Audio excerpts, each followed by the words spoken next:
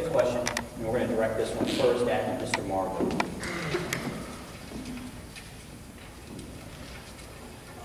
What new ideas do you have to combat obesity amongst our children? And what about Texas adults? Sorry, can you hear the first one? What new ideas do you have to combat obesity amongst our children? And what about Texas adults? Obesity among children and Texas adults. Well, they ought to exercise. You did away with the gym, unfortunately, for some, because of the class loads. I think there ought to be exercise. You ought to restrict the cover. I'm against all the sugar, sodas, and everything else. It's basically a lifestyle issue. If you look at all the ads in the paper and on the commercials, it's a lifestyle choice.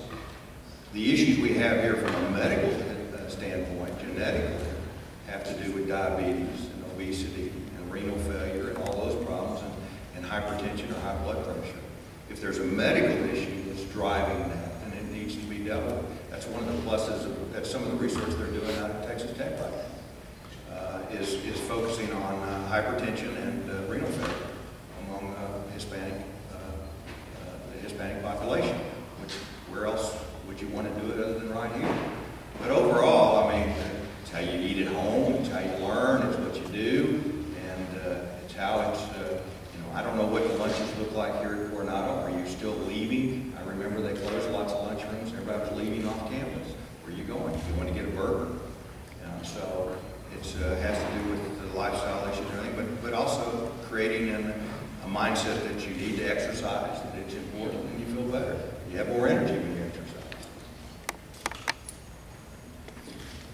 Texas has one of the highest obesity rates in the nation when it comes to our children. So it is an issue that we have to think about, because we're also one of the youngest states in the nation.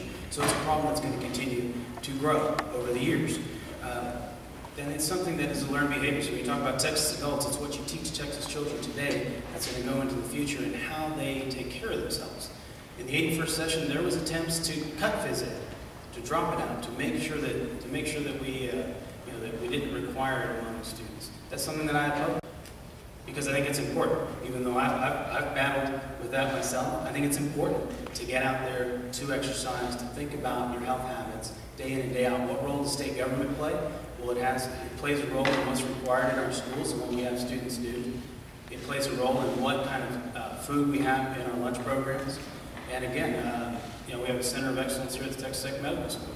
We're going to be developing the cutting edge of what's going on in treating obesity and the subsequent diseases that can come after that, diabetes being one. Thank you, Mr. Lee. I'm sorry. Mr. Margo? Well, the only thing I'll add in 30 seconds is, I played football in college. Actually, I practiced football and sat on the bench. But I hated long distance running, because that was always the test for the lineman when you came back for two-a-days.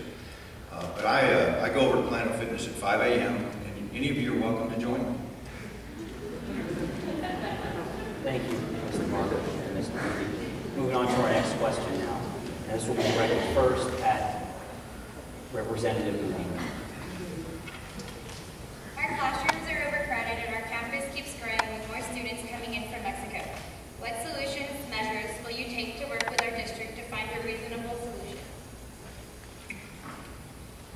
I said this earlier in a question talking about our situation here in El Paso, which is unique. We have families from Mexico because of the situation that's going on across the border. Some are coming through proper channels, some are not. Some come here because it is a matter of life and death. And some of them are not going through proper channels to get into our schools. You have to reside here, you have to have proper residence to come to our schools. And those are things that need to be looked at and enforced, but with the appreciation of the situation that we're going through right now, and the dynamic of having a border community where we have legal immigrants coming here.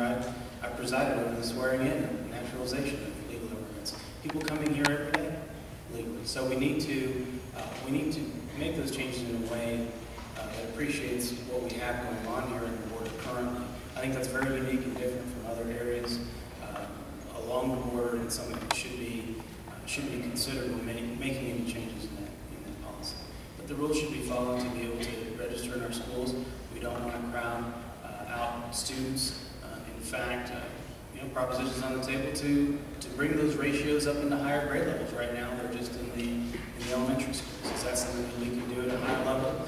I think that would allow for growth in our schools, but without diminishing the impact of the education going on in the classroom. Education is critical. It's especially critical in El Paso. There was an article in the Wall Street a couple of weeks ago about the differential between college graduates and only high school graduates, was something like better than 20% in annual earning income. Now, when you ask those kind of questions, I think sometimes what it is the resource issue. We're competing for the same resources, and we have all these students moving in. We're trying to improve the outcomes. I'd like to see more flexibility at the local level. Maybe we need to look at changing the salary structure and the compensation structure for teachers where there's no minimum, where each district can reward appropriately, and you get more resources in there. Those that you're not supposed to be there if you're not qualified, if you're illegal. However, we know that goes on, and we also, the goodness of our heart says we don't want to turn them away. We want to help them. We want to give them a hand. Not a handout, but a hand up. And I think that's what makes America great. But the issue for us is limited resources for all these other students, and we need to make sure that we're putting the resources, the dollars into the classroom for the teachers to get the resources, to get the outcomes we need. We're going to give you 30 seconds for rebuttal. If you have students that don't meet the requirements and they're being pushed out of schools, this is why I say it needs to be considered when looking at that policy. What then happens to them? They're here in this country, whether documented or not documented, then where do those students go? This begs a larger question, and it is underlying a lot of the questions that we've heard tonight, is what is going to be done to bring this population out of the shadows and make them productive members of our community if they're here to do that. I think that's the underlying question here. It's something that definitely needs our attention.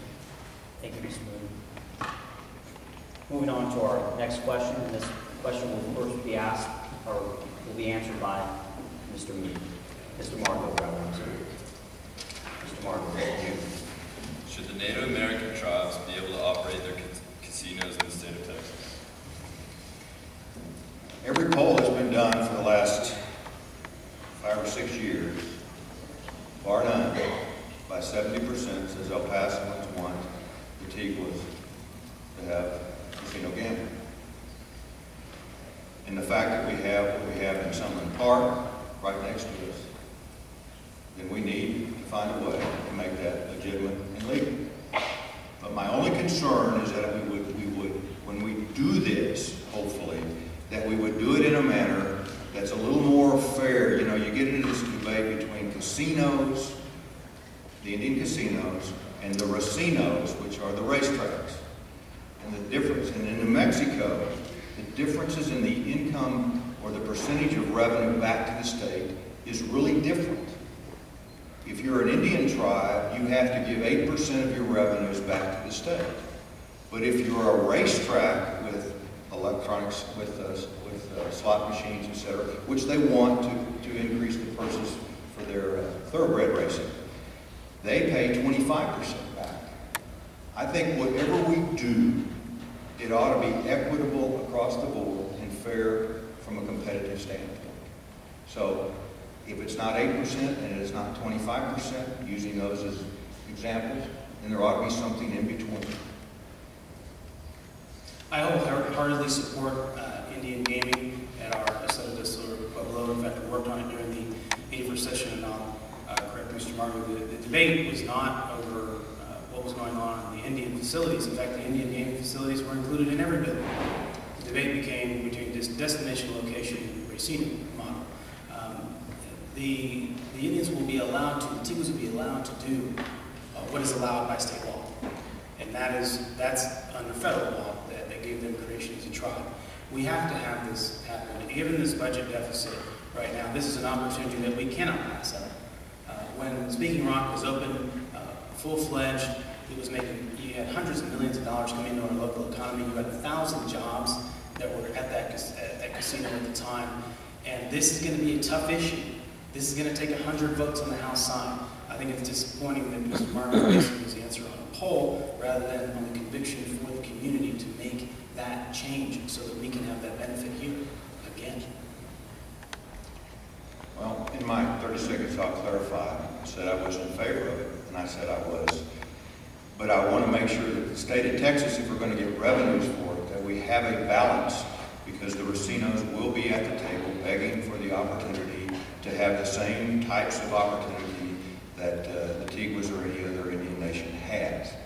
And so we need to make sure that we have a fiduciary duty as members of the House and the Senate to make sure that the state of Texas is properly remunerated for this on a fair in a fair manner. So that's the only point I'm making, and so I want to help clarify that for Joe. Thank you. Moving on to our next question now, and this will be first answered by Representative Moody. El Paso is considered a corridor for easy access for smuggling illegal aliens. What do you propose to help detect, identify, and prevent the high percentage of illegal aliens smuggled every day through the different ports of entry along the southwest border, and specifically in El Paso? This is a huge problem in El Paso. During the 81st legislative session, passed a human trafficking bill that's going to help go after people that are engaged in this type of business. There was also $113 million in general revenue that was put towards financing security from the state coffers on our border, and that was enhanced security, so more tech-based security on our borders.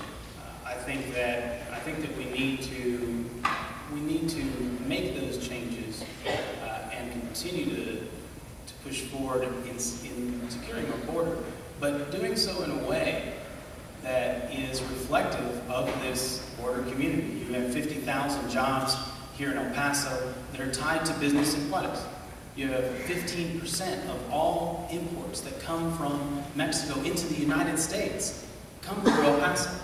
So whatever changes happen at that level, we need to make sure that they're reflective of what we have here in our economy and that relationship that has been shared for many years, many decades between El Paso and Ciudad Juarez.